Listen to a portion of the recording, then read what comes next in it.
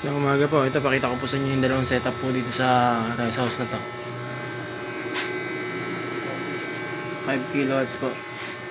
Yung full set, ano na po siya, full charge na yung battery niya.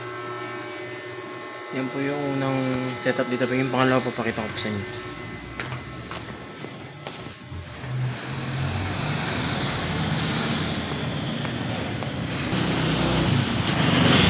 Ito po yung pangalawang setup naman.